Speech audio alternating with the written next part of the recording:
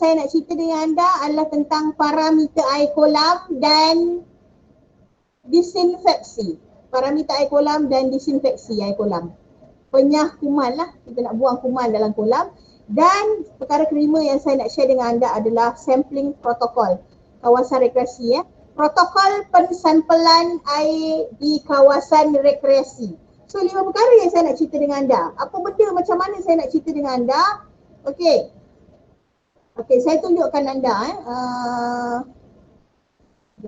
saya tunjukkan dengan anda dalam slide.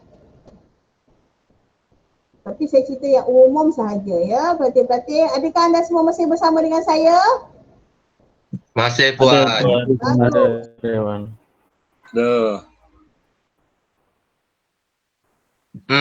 Puan left. Ada.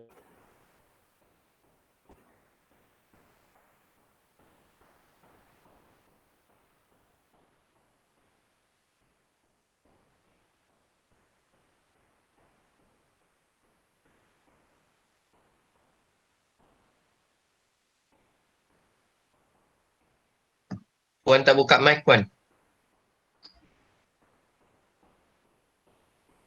Sabar Tan, sabar. Okey, nampak tak? Nampak Puan? Okey, bagus. Okey, pelatih-pelatih, garis panduan untuk kolam reka bentuk dan struktur kolam renang. Perkara pertama yang saya nak anda tahu adalah apakah langkah-langkah keselamatan yang perlu diaplikasikan semasa berada di kolam renang. So antaranya adalah okey, saya boleh katakan kat sini PPKP, sebagai PPKP kita kena berperanan untuk membuat pemeriksaan terhadap pengendalian kolam renang. So perkara pertama dari segi keperluan asas, mesti pastikan penyelenggaraan 3 komponen utama yang kita dah bincang minggu lepas. Apa 3 komponen utama tu? Pertama adalah sistem saliran air kolam, sistem pusingannya, kemudian dia punya filtration, dia punya penapisan, dan yang ketiga bahan kimia, chemical lah bagi tujuan disinfeksi. 3 komponen penting kena dipastikan berada dalam keadaan baik. Kemudian langkah keselamatan yang perlu adalah, kalau dekat sini anda boleh lihat dalam slide ni, okey, antara perkara-perkara yang perlu diambil kira adalah kena pastikan hanya pengunjung yang benar-benar sihat sahaja boleh berada di dalam air. Kemudian, okey, mesti ada kemudahan-kemudahan yang ditetapkan. Contoh kemudahan kecemasan, alat telefon, pelampung dan sebagainya. Ada papan tanda yang jelas. Ini nanti saya akan cerita dengan anda, papan tanda yang jelas. Okey, kawasan salin baju, kawasan abjad kat sini untuk menyatakan tentang kedalaman kolam dan sebagainya. Tanda-tanda peraturan kena jelas. Seterusnya, mesti ada peraturan-peraturan tertentu nak masuk dalam kolam. Mesti ada perkara prosedur yang kena ikut lah. Contohnya dari segi pemakaian, tak boleh bawa makanan, tak boleh berlari dan sebagainya. So ini adalah gambar, contoh gambar, okey, yang anda boleh nampak tak? Boleh Puan. Respon tak? Ada nampak tak? Nampak. Okey. So sila pastikan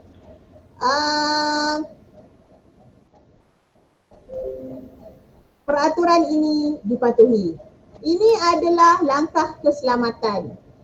Sambungan lagi langkah keselamatan, mesti ada lifeguard, penyelamat yang bersedia setiap masa. Okey, sikit lagi, macam saya kata tadi, mesti ada alat keselamatan, alat pelampung, kayu galah dan sebagainya. Okey, yang boleh membantu jika berlaku kecemasan. Ini adalah antara langkah-langkah keselamatan. Sekarang saya nak cerita dengan anda keperluan asas reka bentuk dan struktur kolam. Pertama, yang paling kritikal untuk pelatih-pelatih ketahui adalah jumlah ataupun kita katakan bad load ataupun bilangan pemandi. Okey? Dekat sini diberikan guideline, sila beri perhatian kepada slide ini. Tidak boleh melebihi bottle load yang telah ditentukan. Maksimum bottle load kat sini dia pecahkan kepada 3 bahagian. Ini adalah keperluan asas yang pertama, iaitu maksimum bottle load, di mana kalau shallow water ni adalah air yang ada berbayang. Shallow ni bayang tau. Dia saya cakap air shallow water ni adalah air yang mana kedalamannya bawah 1 meter. Okey? Cetek kan? Boleh nampak tak? Nampak. Okey, sekejap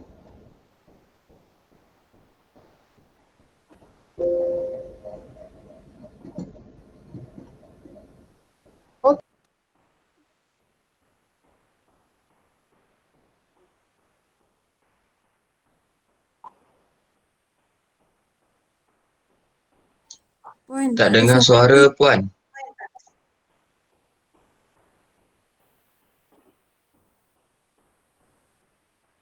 Tak dengar Tak Puan. dengar Puan. Puan cakap tapi tak keluar.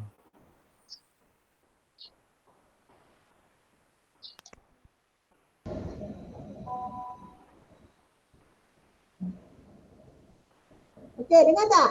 Dengar Puan. Okey. Dengar. Okey.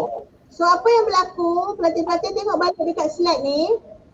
Okey. Kalau air tadi kedalaman dia 1 meter, so jumlah satu pemandi setiap 2 meter kubik. Maksudnya kalau kata 2 meter, 1 meter tu lebih kurang setengah depa. So bayangkan kalau satu depa kita tu lebih kurang 2 meter, lebih kurang. So itu adalah maksimum bottle load bagi air di bawah 1 meter. Begitu juga kalau standing depth water dan juga deep water. Anda boleh tengok dia punya guideline dia. Ini adalah guideline yang diberikan ya. Okey. Itu yang pertama, maksimum bottle load. Kemudian kita akan lihat pula pengawasan parameter. Okey. Adalah keperluan yang seterusnya adalah pengawasan parameter. Anda lihat dekat sini ada 3 parameter utama yang kena diberi perhatian, iaitu pH, hardness dan TDS. Pengawasan parameter adalah merujuk kepada air kolam. Okey, air kolam. Mesti memenuhi nilai pH, iaitu pH mesti dikekalkan. Mesti pada range di antara 7.2 hingga 7.8.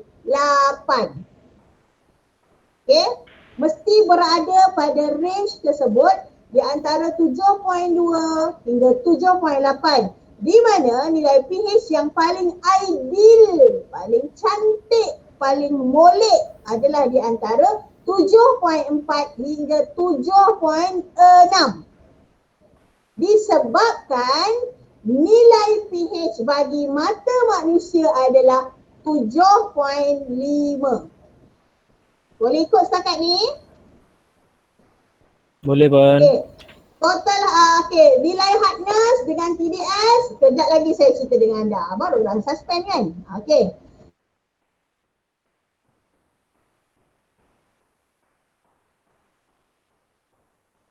Sangkut semula ke? Sangkut.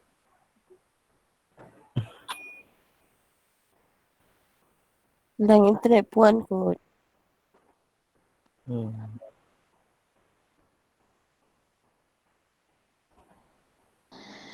Tak apa, kita buat je apa yang ada kan.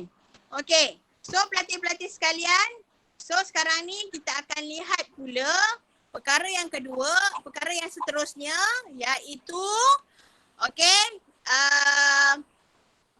tanda ketinggian paras air ataupun kedalaman air. Boleh dengar tak? Puan, maaf. Boleh Puan. Yang tadi yang hardness dengan TDS tu Puan skip kan? Saya skip. Saya tak bagi tahu berapa nilai dia. Okey, sebab tadi Puan hilang kejap. Saya dah 2 kali hilang dah ni. Okey? Maaflah pelatih-pelatih, ni PC dah. Apa? Sekejap Puan, faham Puan. Faham je. Okey, so sekarang ni saya nak cerita dengan anda tentang tanda ketinggian paras air ataupun kedalaman, ataupun kita boleh cakap kedalaman air lah yang kita kena semak ataupun tengok Okey. Kedalaman ataupun kita boleh katakan tanda ketinggian paras air. Sekejap Saya harap anda semua masih lagi bersama dengan saya. Ada Mohon maaf Puan. benda teknikal macam ni. Kami ada Puan. Saya kena jadi saya kena jadi pekerja di unit IT pula lah lepas ni. Okay.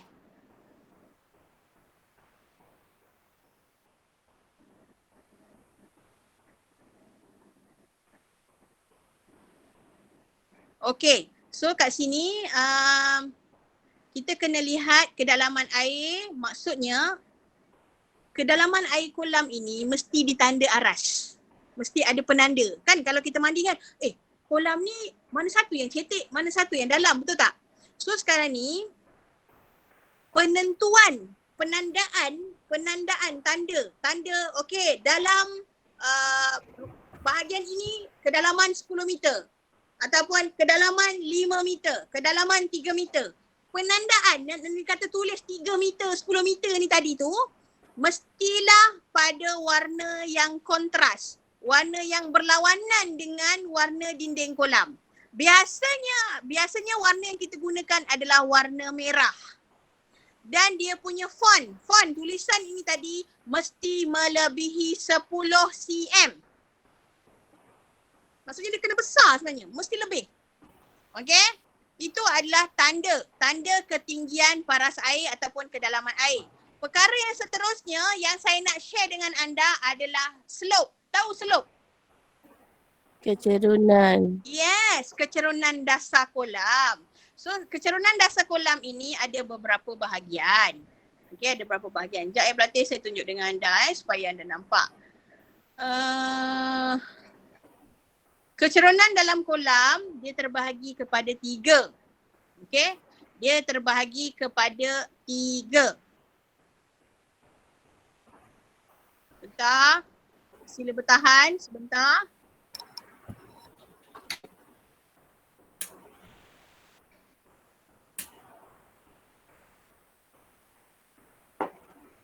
Padahal saya ada banyak dah saya tutup ni. Sekejap Beli baru tu Puan.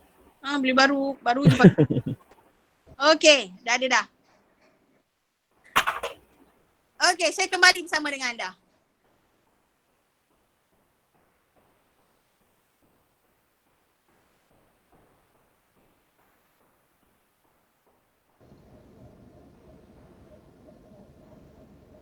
Okey, dengar tak? Dengar Puan. Okey, ini cuba anda lihat Inilah. Aduh. Ada balik.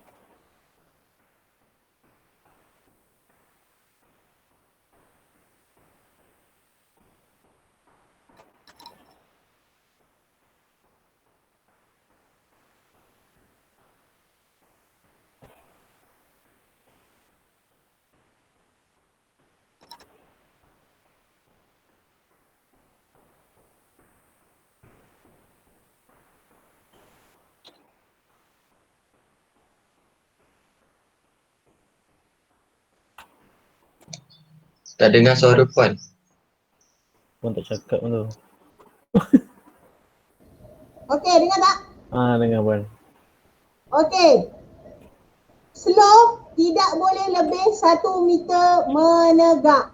Berkeadaan menegak pada melintang 12 meter kalau kedalaman kurang daripada 1.5 meter. Biasanya keceruaman ini sesuai untuk kolam kanak-kanak.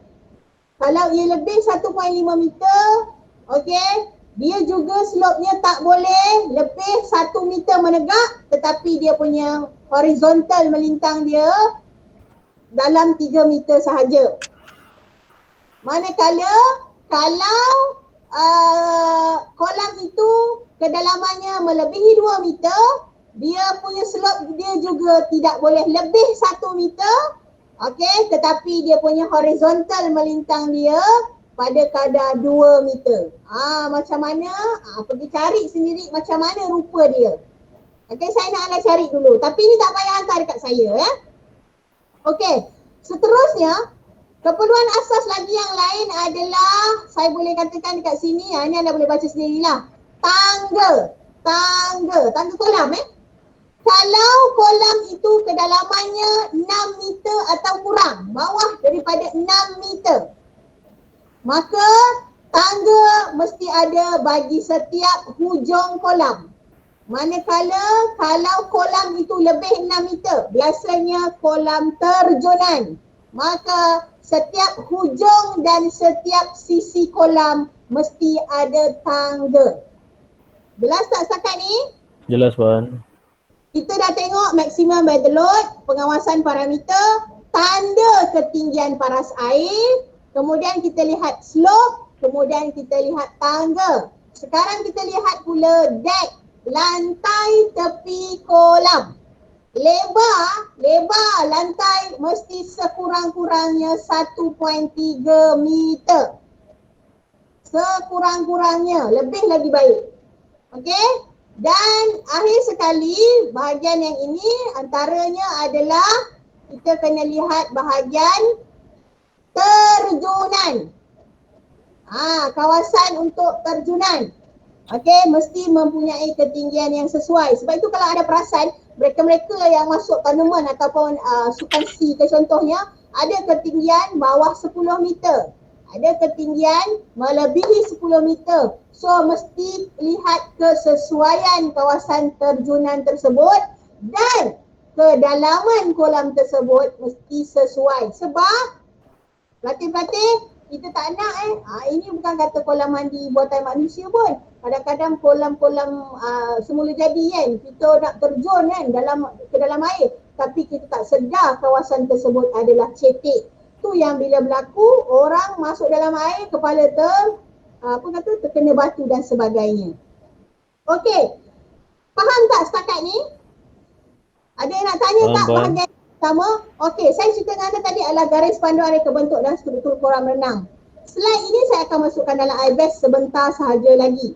Okey, habis bahagian garis panduan, kita nak lihat pula sistem pengagihan air kolam. Okey, bahagian yang kedua, sistem pengagihan air kolam. So, bahagian yang kedua, mari kita lihat. Banyak korang punya OBE punya subjek ni memang dia kompreskan kan. Tapi itulah yang korang kena hadap kan. Okey, pelatih-pelatih. Sekejap ya. Okey, pelatih-pelatih, mari kita lihat bahagian yang kedua, sistem pengagihan air kolam. Air kolam ni dia nak masuk dalam kolam macam mana? Adakah dia masuk ikut bawah, ikut atas ataupun daripada atas langit, air diturun macam shower? Adakah dia, macam mana cara dia? So dekat sini pelatih-pelatih saya nak tunjukkan anda bahawa sistem pengagihan air kolam ini kita kategorikan dia kepada 4 sistem. 4 sistem pengagihan ataupun jenis-jenis sistem pengagihan air kolam. Ada 4. Pertama, improve ribbon flow. Yang kedua, parameter flow. Yang ketiga, subflow. Dan yang keempat, skim flow. Apa benda flow-flow ni? Anda adakah masih bersama dengan saya? Ada Puan. Bagus. Ada Puan.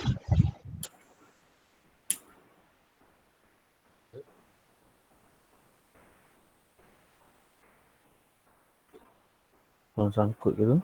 Hello, Puan. Puan masih bersama kami?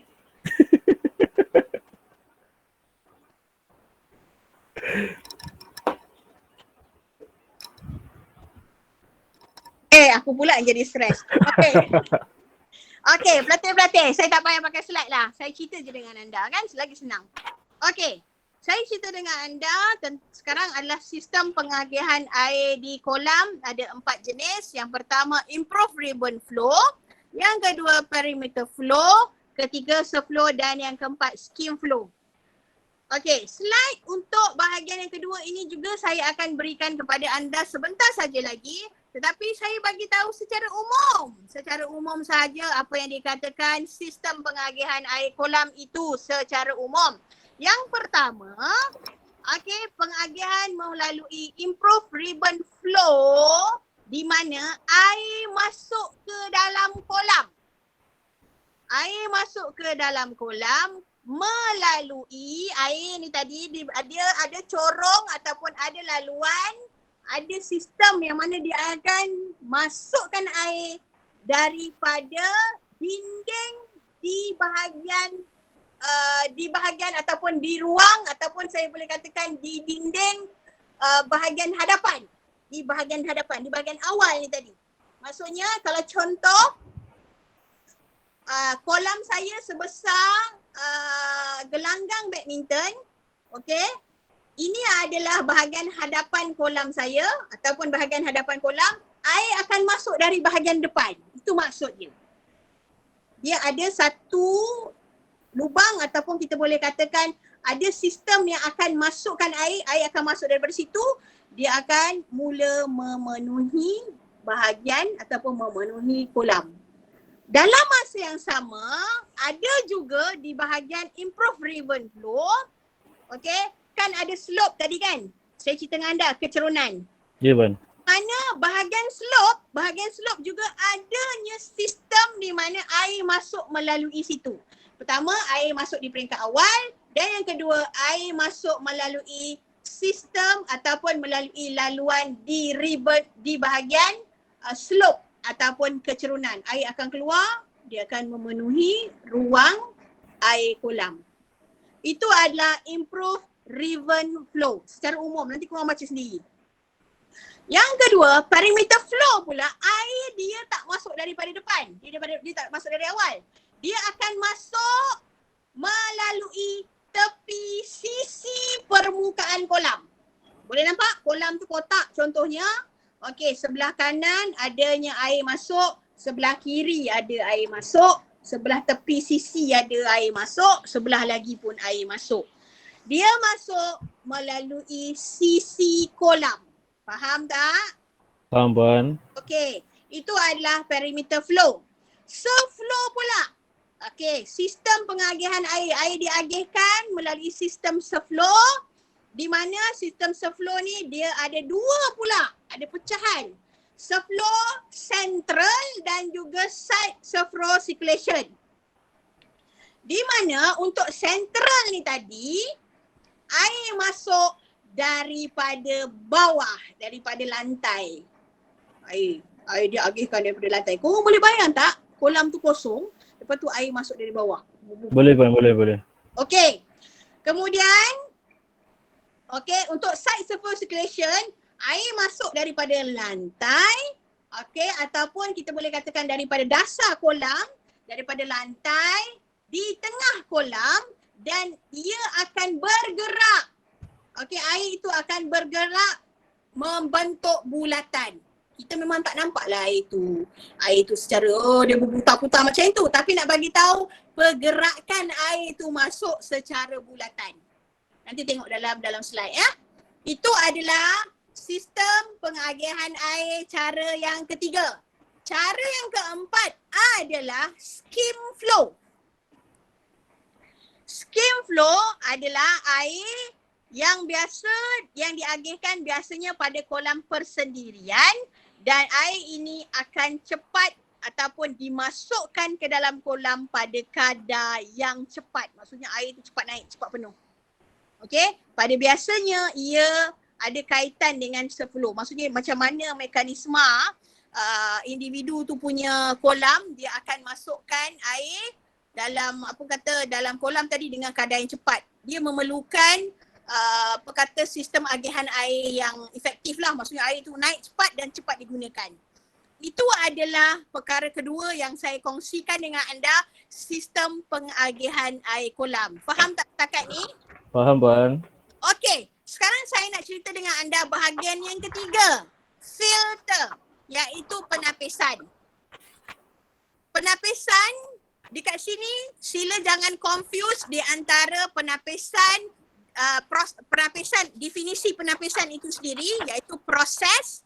Penapisan adalah proses di mana air yang mengandungi bendasing, yang mengandungi keladak, dia akan melalui penapis mudah terap ataupun poros ataupun berlubang-lubang di mana bendasing akan kekal, akan melekat di penapis dan air yang bersih akan keluar daripada penapis untuk masuk semula ke dalam kolam. Apa yang saya cerita dengan anda tadi adalah proses, adalah definisi proses penapisan. Tetapi bila saya katakan penapis adalah alat.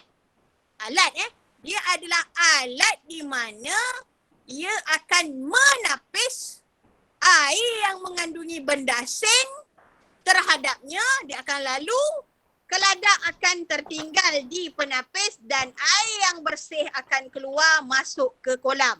Itu adalah definisi penapis. Boleh beza tak proses penapisan dengan penapis? Boleh Puan. Bagus. Okey. Sekarang ini proses penapisan terbahagi kepada dua. Anda boleh tengok muka saya sekarang ni? Boleh. Okey. Terbahagi kepada dua. Pertama, proses penapisan secara depth filter.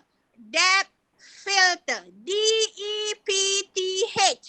Depth filter. Dan yang kedua secara surface. Proses surface. S-U-R-F-A-C-E. Depth ni dalam. Surface di luar. Boleh? So, Boleh Puan. pengertian mengenai depth dan surface nanti anda boleh lihat slide saya yang saya akan masukkan juga di dalam iBest. Kemudian, contoh. Tadi proses kan? Contoh proses secara depth filter adalah contoh filter yang kita gunakan untuk depth filter adalah sand filter, penapis pasir. Manakala untuk surface, untuk surface biasanya penapis yang kita gunakan adalah cartridge filter dan diatomaceous earth filter. Boleh ingat tak? Boleh ikut tak? Ulang balik Puan yang nombor 2 tu. Okey. Untuk surface, biasanya kita gunakan cartridge filter dan yang kedua, kita gunakan dia sebagai diatomaceous earth filter. Diatom. D-I-A-T-O-M. O-C-O-U-S. Earth, bumi. E-A-R-T-H. Earth filter. Diatomaceous earth filter. Boleh ikut tak setakat ni? Boleh Puan. Okey, habis bahagian filter. Okey, so sekarang saya nak bawa anda lagi terbang. Kita lihat pula perkara yang seterusnya iaitu parameter air di kolam. Adakah anda okey? Kejap Okey saya Puan. nak Amira Nazihah okey tak? Okey Puan. Okey, Amira nampak muka saya tak? Nampak Puan. Okey, bagus. Darul Saleh. Darul Saleh ni adakah? Darul Saleh. Halo, Darul Saleh ada di Malaysia kah? Tak ada Darul. Fairul Ghazani. Ada kita pun ada. Ada, bagus ya Fairul. Okey. Last kali saya nak tanya Zamri, ada Zamri? Ada Puan. Okey, bagus. Okey, pelatih-pelatih. Kita teruskan dengan perkara yang keempat iaitu parameter air kolam. Tadi saya dah bagi tahu anda kan, ada 3 parameter air kolam yang paling utama iaitu pH. Okey. Yang kedua apa? TDS. Hardness. Hardness. Yang ketiga adalah TDS. TDS adalah total dissolved solid. So sekarang ni pH tadi saya bagi tahu mesti di antara 7.2 hingga 7 berapa? 7.8. Yes, di antara 7.2 hingga 7.8. Tetapi untuk yang hardness pula, berapa dia punya bacaan yang sepatutnya? Okey, untuk TDS, kita tengok hardness dulu Untuk yang hardness tu sendiri adalah kekerasan kalsium Maksudnya dalam kita punya air kolam, ni cerita pasal air kolam, dia ada kalsium sebab dia ada mengandungi kandungan mineral. So sekarang ni kandungan mineral yang mesti ada di dalam kolam, yang maksudnya kandungan yang ideal adalah pada kadar 150 ppm sehingga 275 ppm. Boleh ingat tak? Boleh Puan. Sekali keadaan yang ideal bagi kandungan hardness di kolam adalah pada range 150 ppm sehingga 275 ppm. Itu untuk hardness. Seterusnya kita nak tengok pula TDS, total dissolved solid, iaitu jumlah pepejal terlarut. Sebab dalam air kolam dia ada bahan-bahan yang telah larut. Contohnya keladak, contohnya lumpur, contohnya kayu-kayu, daun-daun yang telah bergumpal, bercampur menyebabkan berlakunya pelarutan air yang kita mandi ni tadi tanpa kita sedar. So, sekarang ni TDS dia memang wujud di dalam air tetapi kandungannya mesti dikawal. So, berapakah range yang mesti ada bagi TDS? Okey, TDS yang ideal adalah ataupun kepekatan TDS yang sesuai di dalam air kolam adalah di antara 450 sehingga 1000 ppm. Dia tak boleh kurang, dia tak boleh lebih. Kalau kurang tu dah macam air suling lah kan, macam dah tak ada apa-apa kan. Kalau Kurang tak boleh Puan tak boleh. Oh. Saya ambil satu contoh mudah kan.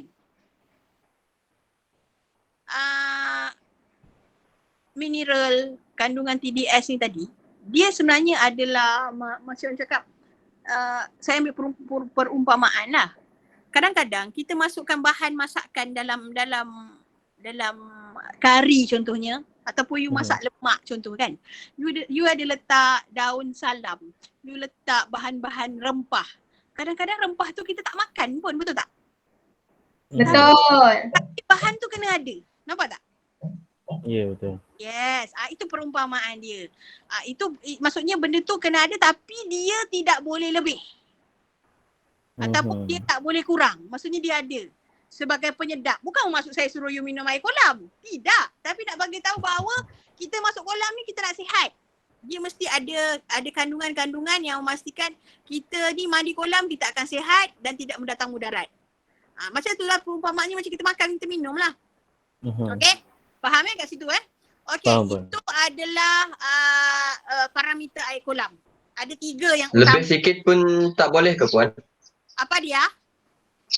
Lebih sikit pun tak boleh ke? Okey, kepekatan yang ideal. So kalau kata terlebih, lah Puan, kita punya TDS kita ni banyak lah Puan, ada 1100 contoh. So apa yang kita kena buat, ada banyak cara, iaitu kita kena dilute kan. Dilute kan maksudnya kita kena membuat pencairan kepada air kolam tersebut. Contoh dia ada 2, satu pengawalan, satu kita buat pengawalan, satu lagi kita akan buat pengukuran. Kalau kata pengukuran ni maksudnya kita akan ambil sampel hantar dekat lab untuk kita tengok adakah TDS-nya itu memenuhi ataupun ikut standard atau tidak. Kalau tak, kita nak buat kawalan, maksudnya cara nak buat kawalan dalam tempoh 2 minggu sekali. 2 minggu sekali kita akan buang. Kita akan buang 5 hingga 7 cm air kolam. Boleh bayang tak? 5 hingga 7 cm air kolam tu kita buang. Air kolam tu kalau buang dia kurang ke kita top up sebenarnya? Apa kan? Kalau Kurang. air kolam kita buang, kita top up balik dengan air baru ke kita biarkan dia kurang? Top up sebab buat percairan kan? Top up lah, takkan korang nak mandi air telah makan cetek. Tak, kita akan top up dengan air yang baru. So proses dilute itu berlaku dan TDS sebenarnya kita boleh kawal. Lepas 2 minggu kita buang lagi 5 hingga 7 cm air, kita top up dengan air yang baru. Itu maksud dia. Faham tak yang tanya tadi tu? Siapa yang tanya tadi? Tan. Faham puan, saya puan. Faham ya? Puan, Okey. Puan nak tanya, Apa dia? untuk air kolam macam kolam rekreasi ni dia ada ke macam berapa kali setahun yang dia perlu tukar air semua sekali maksudnya? Ya, ada. Ada Okey, untuk tujuan kawalan. Untuk tujuan kawalan. Kena tukar air baru sekurang-kurangnya 2 tahun sekali.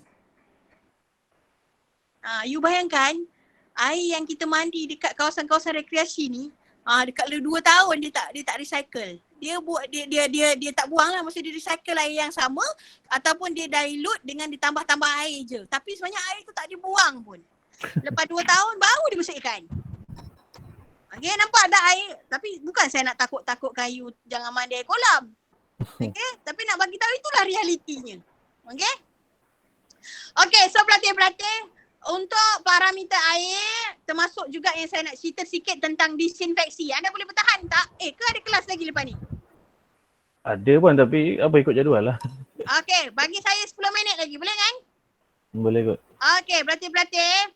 Masih lagi dekat bahagian parameter air. Parameter air ni di dalam bahagian parameter ni ada disinfeksi.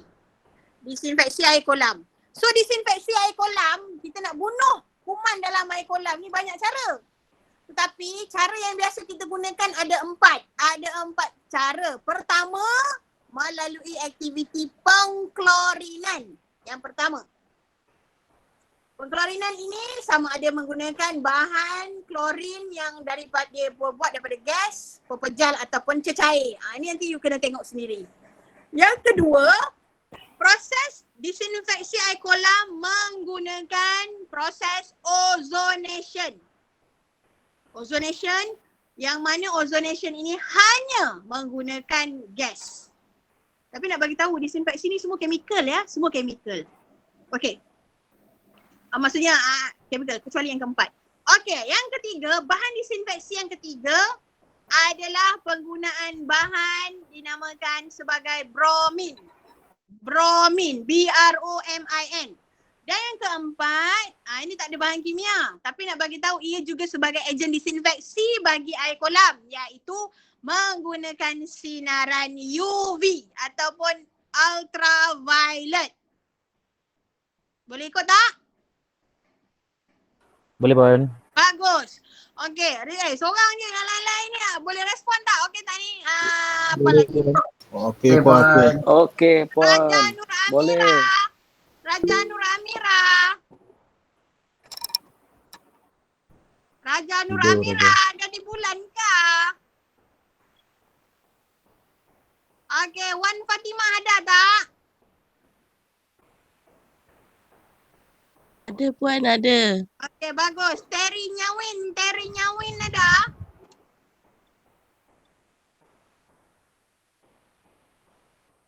Manalah korang ni kan? Kalau lah saya boleh ambil masuk tangan saya kat dalam telefon ni, memang saya cekik-cekik dengan korang kan?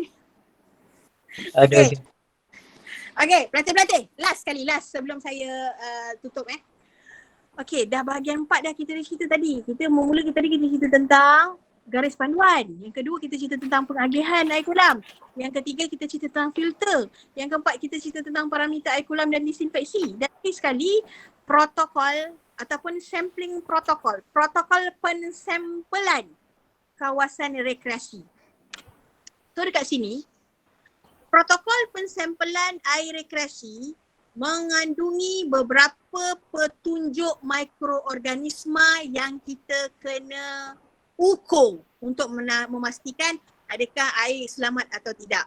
Konsepnya sama, asasnya sama macam kita persampelan di bawah unit KEMAM untuk kawalan mutu air minum. Konsepnya hampir sama. Tapi kat sini nak bagi tahu petunjuk organisma utama bagi penentuan petunjuk air kolam dan juga air rekreasi adalah E. coli, organisma E. coli. Boleh ikut tak setakat ni? Boleh Puan. Boleh Puan. Boleh Puan. Boleh Puan. Okey, kejap Kejap, jangan lari, kejap.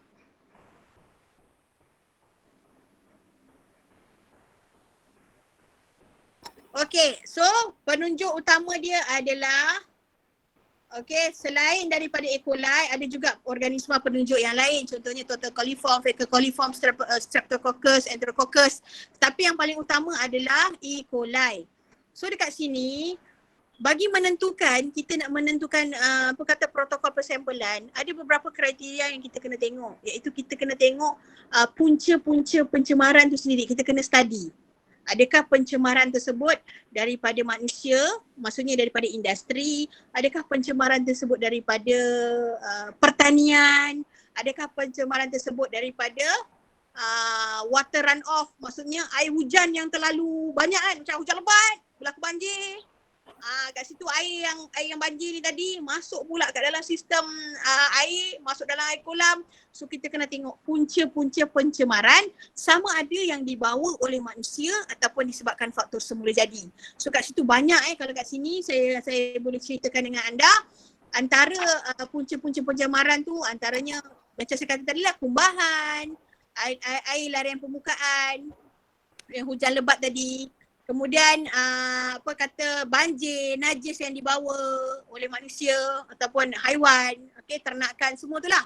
Kemudian piawai ataupun level yang kita tentukan bagi protokol persampalan ni tadi, penunjuk organisma ni tadi, sama ada kita akan mengambil persampalan secara single ataupun secara satu-satu. Maksudnya saya nak buat persampalan penunjuk kehadiran E. coli, saya hanya akan ukur kehadiran E. coli bagi air kolam sahaja ataupun bukan single, maksudnya multiple. Satu pengukuran yang dibuat untuk mengukur banyak petunjuk. E. coli, Streptococcus dan juga organisma yang lain. Okey, dan ia juga boleh diambil secara harian atau mingguan. Ingat balik macam saya kata tadi, konsepnya hampir sama macam bawah unit kemam ya. Okey, itu adalah tahap ataupun piawaian ataupun level yang kita nak ambil. Kemudian protokol persampalan air ini, antaranya yang boleh saya kongsikan dengan anda adalah protokol persampalan air kolam, sama ada air kolam buatan manusia ataupun rekreasi, hampir sama, dia boleh dibuat pada air tawar dan juga air masin. Antaranya kita buat, yang pertama sekali kita buat kajian kebersihan, sanitary survey. Ini memang bidang tugas kesihatan persekitaran PPKP. Buat kajian sanitary survey, kita membuat pengesanan tumpahan. Tumpahan apa? Spillage ataupun kita katakan tumpahan-tumpahan pencemar yang wujud di persekitaran. Kemudian kita membuat pemantauan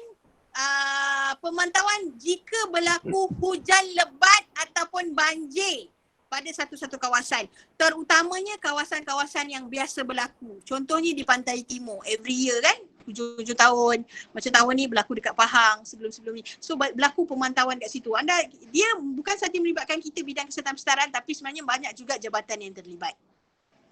Kemudian membuat persampalan air, pembuat persampalan air kolam, dan seterusnya meletakkan amaran-amaran tertentu pada kawasan rekreasi awam dan juga rekreasi sama ada rekreasi awam atau air kolam persendirian ataupun air kolam buatan manusia ataupun semula jadi. Kita letakkan posting ataupun amaran-amaran, maksudnya tidak dibenarkan mandi kerana ada kes leptospirosis. Tidak dibenarkan mandi kerana musim hujan. Kan ada kan kalau kita pergi kawasan-kawasan rekreasi, dia bagi signage ataupun amaran-amaran tertentu kepada pengunjung. Itu pun salah satu cara untuk kita membuat sampling protokol. Itu sebahagian. Contoh ada yang dia tak bagi paparan macam tu, tapi dia letak bendera merah. Jangan mandi laut, jangan mandi sungai. waktu ni mungkin berbahaya ataupun kawasan tersebut dalam proses pemantauan. So itu yang saya nak share dengan anda. Dalam masa yang sama, apabila protokol persampulan telah dibuat, maka laporan mesti dihasilkan juga. Okey?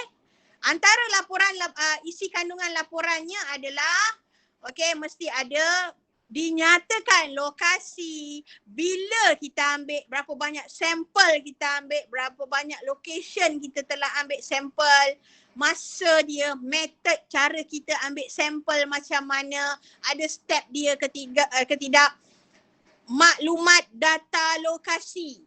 Okey, siapa punya tempat, masa dia, jenis air dia, pemunya kawasan, adakah di bawah jabatan PBT ke ataupun persendirian. So semua tu kita kena ambil kira dalam laporan. Kita akan masukkan apakah hazard fizikal yang kita temui, hazard mikro yang kita temui.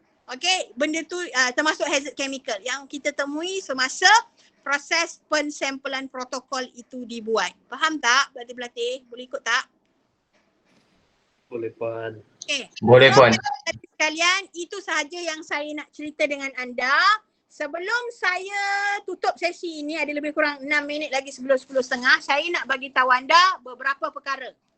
Perkara pertama, selepas habis sesi kuliah ini, sesiapa yang belum isi kehadiran, sila isi kehadiran hari ini. Ambil masa 8 hingga 10, tulis masa 8 hingga 10. Kemudian tolong isikan penilaian kuliah saya dengan anda. Sekali lagi saya mohon maaf atas error yang berlaku dan anda punya sesi dengan saya kita mula lewat sebab saya punya kelas ada clash dengan semester 4.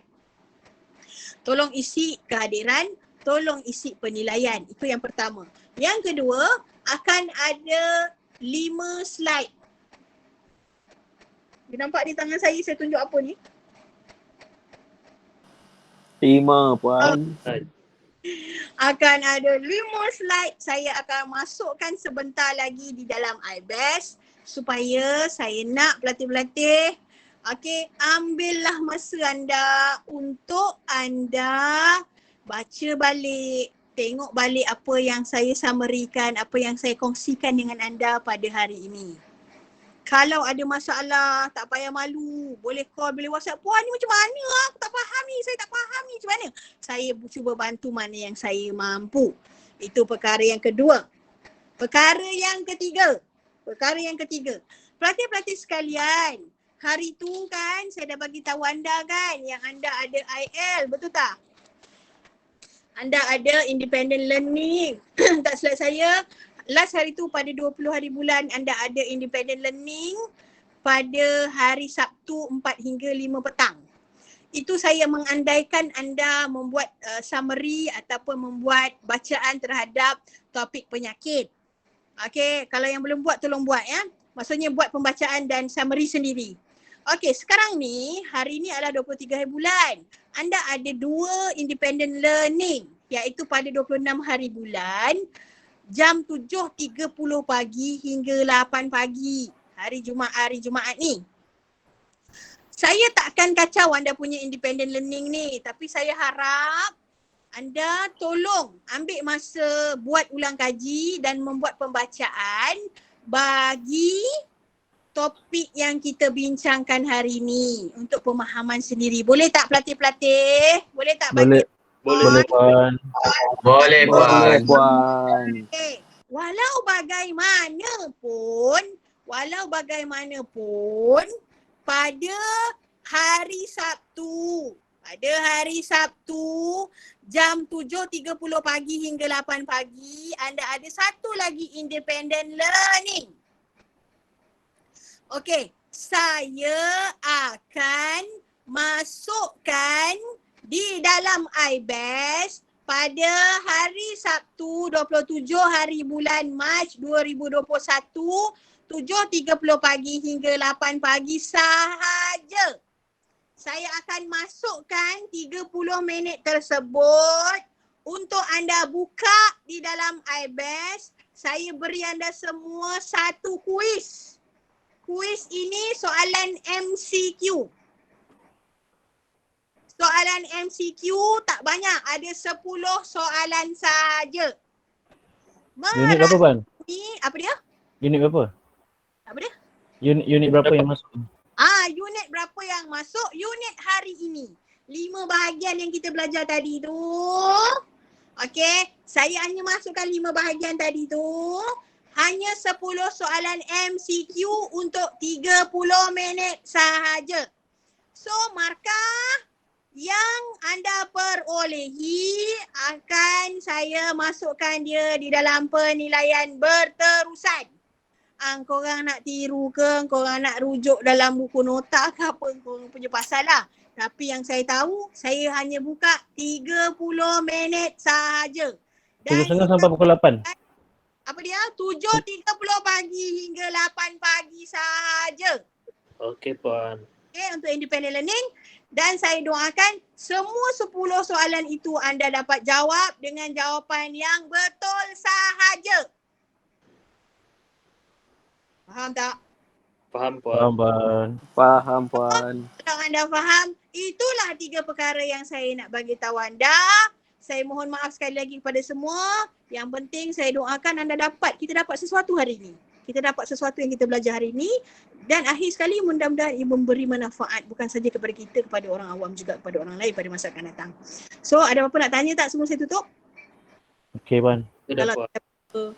terima Setakat kasih ini tiada Puan. atas perhatian anda. Terima kasih atas kesabaran anda. Moga hari-hari anda yang anda lalui dipermudahkan. Itu saja semua. Terima kasih. I love you. Assalamualaikum. Waalaikumsalam. Terima kasih Puan. Terima kasih Puan. Waalaikumsalam. Terima kasih Puan. Thank you, Puan. Terima kasih Puan. Puan. Thank you, Puan.